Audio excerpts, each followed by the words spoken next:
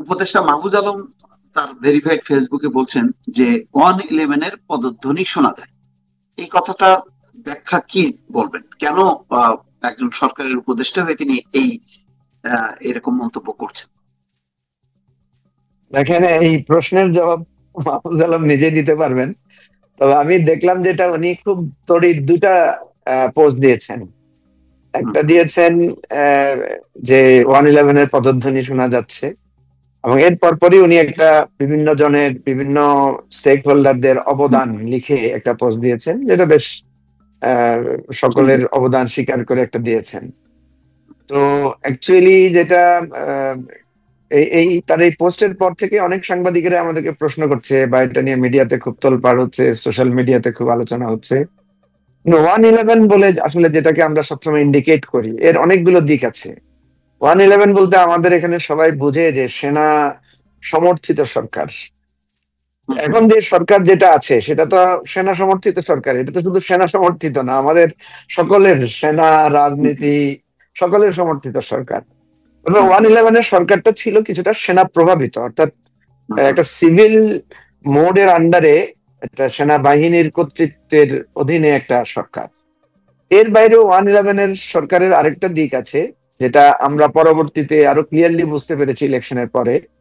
সেটা হুম, হচ্ছে ওইটা একটা আন্ডারস্ট্যান্ডিং এর ইলেকশন ছিল, যেটা মইনু হুম, হুম, আহমেদের লেখাতেও আমরা বুঝতে পেরেছি। যে 111-এর সরকারটা ভারতের এক ধরনের প্রভাব ছিল, এবং এক ধরনের প্রি প্ল্যান ইলেকশন ছিল।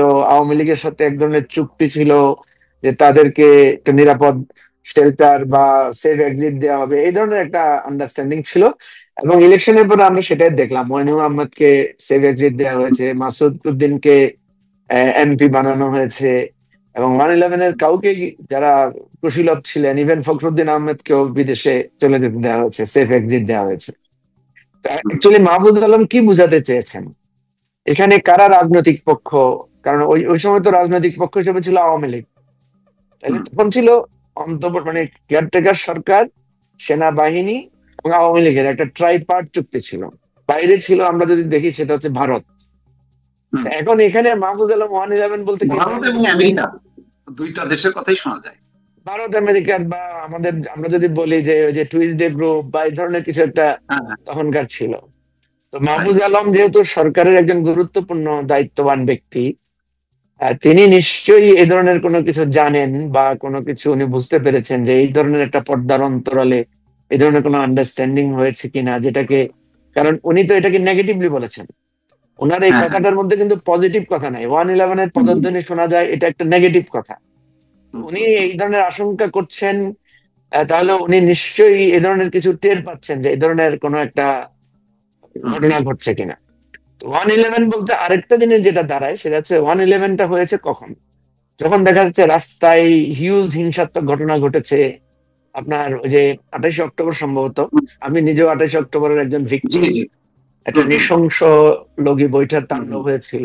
হুম, হুম, তো এখন এরকম কোনো আশঙ্কা আছে কিনা? আমরা তো ইদানিং দেখতে পাচ্ছি রাজনৈতিক দলগুলোর মধ্যে যে উত্তাপ ছিল সেটা কিছুটা কমে এসেছে, এবং হুম, হুম, বিএনপির নেতারা জামাতের আমিরকে দেখতে যাচ্ছেন, এনসিপির হুম, নেতারা জামাতের আমিরকে দেখতে যাচ্ছেন।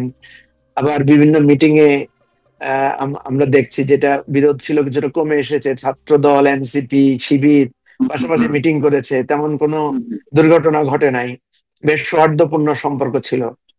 তো এখন এই জায়গাটা আমার কাছে একটু অস্পষ্ট, যে কেন সরকারের একজন গুরুত্বপূর্ণ উপদেষ্টা উনি 111-এর পদধ্বনি শুনতে পাচ্ছেন। সেটা কি এ ধরনের হুম, একটা কোনো বড় ধরনের আশঙ্কা, নাকি ইন্টারনালি পর্দার অন্তরালে কোনো একটা আন্ডারস্ট্যান্ডিং হচ্ছে সরকারের সাথে বাইরের কোনো শক্তির এবং কোনো রাজনৈতিক দলের?